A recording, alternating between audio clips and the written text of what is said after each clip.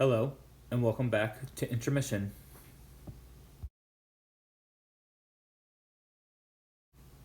Tattoo Machines, Part 2.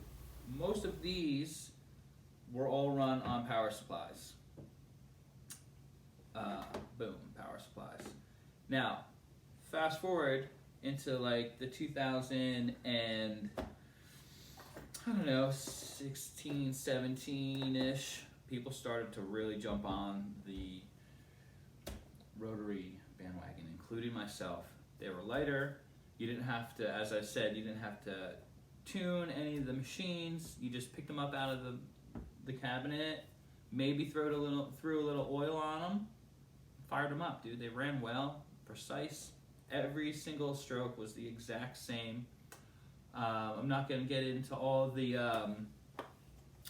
camera stuff they did where this and that, needle penetrating skin, like whatever. This is about my collection. So I have I want to mention some of these power supplies real quick. I think this is a Freedom electric power supply.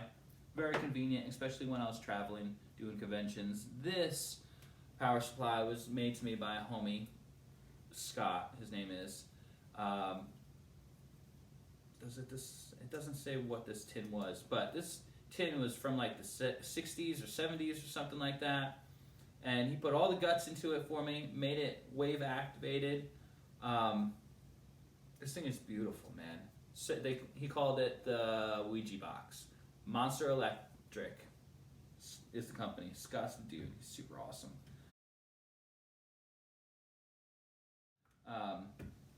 That I used for many years. I used it. It's just that I stopped using it really because I was afraid I was gonna break it when I was cleaning it.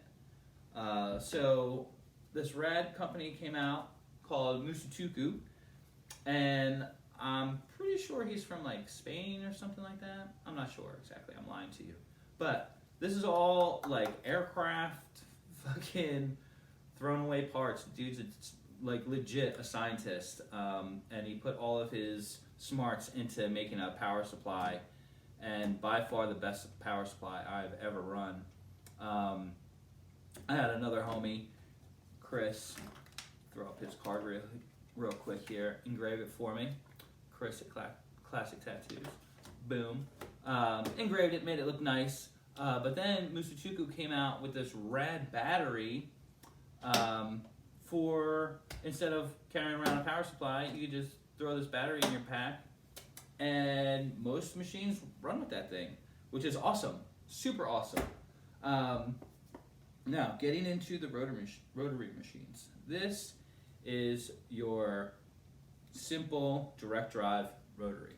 Direct drive meaning you just drop the needle right on that, and there's nothing but motor pretty much attached to that needle. So you can definitely jack people up with these types of machines if you are lazy about stretching skin or any of the other things about being a tattooer that is very difficult and you have to keep your eyes on. They started messing around with what they call give. It's supposed to feel like a coil on the spring on a coil machine. There are plenty of machines that have had it, but one gentleman, I forget his name, shoot, started making these rad ass, what now is called a pen machine. And they took that direct drive motor, kind of tilted it on its axis, and then not only did they do that, but they put on a push rod to that direct drive. And that push rod would then in turn have a little bit of a spring or give in the case. And then people just went off on that. And I mean, this is the first machine I've ever had that was pen style, and it had a push bar. Again, this was probably in like 2014, or might have even been earlier than that. But then all this, I mean, it just blew up. It was amazing. Injecta, who I'm not sponsored by, but I still run their machine on a daily basis just because it's everything they have is genius. It's yeah, it's a full functioning and light machine. This machine right here weighs as much as like an Apple Pencil. You throw a battery on there, and of course it weighs a little bit more. But it's awesome. Instead of having almost I don't know what's that, 7-8 ounce, plus then a metal grip to counterbalance that. Like the difference is amazing, especially when you're doing giant tattoos all day. Super fun, super compact, very quiet. Again, which doesn't mean a lot to me, but there are definitely people that come in and sit down in the chair and you fire up one of them and they're like, "Fuck, that's what you're gonna hit me with?" And then you hit that and like you can still whisper to them, and it's just a different experience. So you're not yelling either at your clients, which is good, but they came a long way. This is one of their this is probably like their 4th or 5th version. Maybe it's their 3rd version. I'm lying to you. And then they just, I don't know, man, something happened and they just compact everything. It's very, very cool to see the difference, and going from this, which is tremendously lighter than this, and then to this is still significant. It's amazing, just the technology.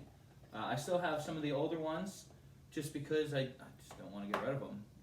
And then fast forward, I think, I don't know, probably not even long, probably like 6 months, 8 months, they came out with this machine, which you can use, needles on bars. So you can use your old needles on this and have the same exact feel and hit of the rotary machines. They call this a slide rotary, I guess. Slide machine, I don't know. I've used it several times. I love it.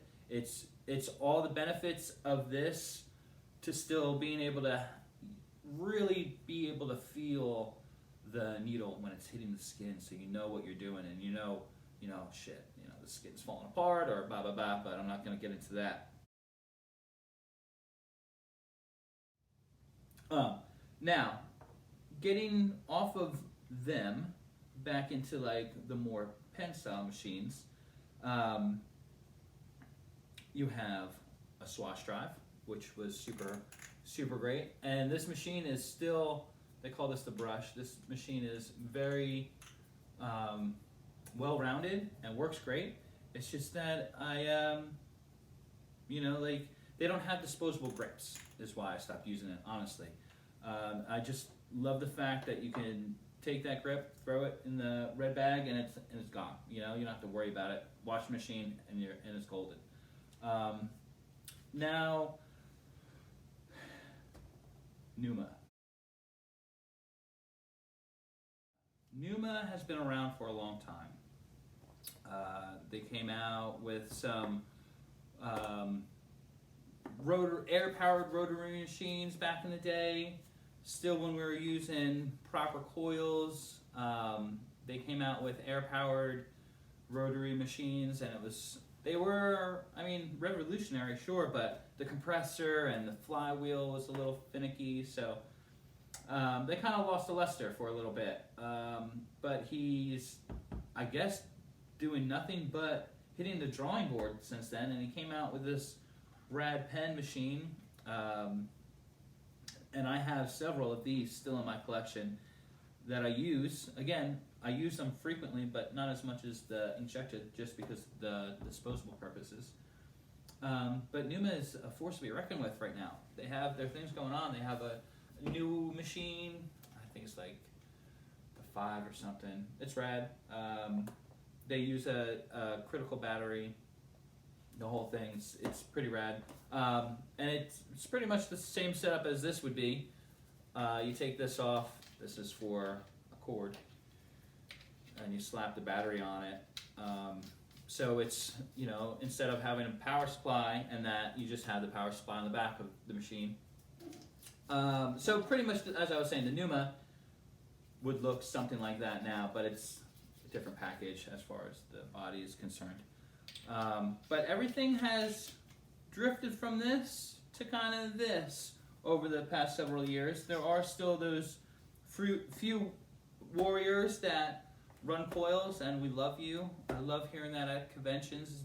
The homie in the far corner still firing up. It warms my heart. Definitely brings me back.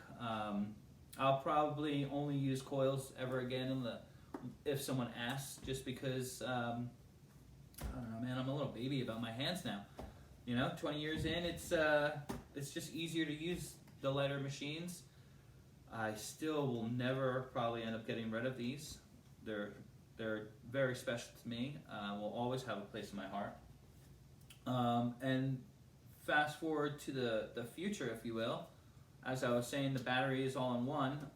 You still have to charge this battery with like a C-port cable, So if that's not charged, or you're running a long tattoo and it's running down, you then have to either plug that in or switch to a cord, or have another machine like that plugged up. But with the newer Injecta, these actually just take your regular rechargeable batteries, which is very convenient when you're doing long tattoos. So you can have 3 or 4 backup batteries, take a 5-minute break, let the homie go smoke a cigarette, throw a new battery in there, and you're good to go for another 5, 6, 10 hours, whatever they are. So off that technology, when Musutuku came out with their battery, they did the same thing. It's 100% ready to go all the time, as long as you have those extra batteries ready to charge. Which is super smart, very convenient, and it doesn't have to take Musutuku batteries. You can buy any of those little rechargeable batteries and they work, which is amazing. Which I enjoy. I enjoy the fact that it doesn't have to be brand named things specifically to them. You can just grab whatever rechargeable battery will fit in there, which is awesome. This is pretty much the last of my tattoo collection. I have a few other machines here and there, but nothing special. Just the daily driver kind of thing. Some older frames that I started and I haven't ever continued with. So this is it. I'm happy to answer any questions about any of these machines. I appreciate you guys hanging out and listening to me rant for a little bit about these. I hope you all have a great day. See you next time. We're always looking for something fun or someone cool to color on. If you have any great ideas, you can find us on Instagram at Backwards Telescope. Roll well and have a great day.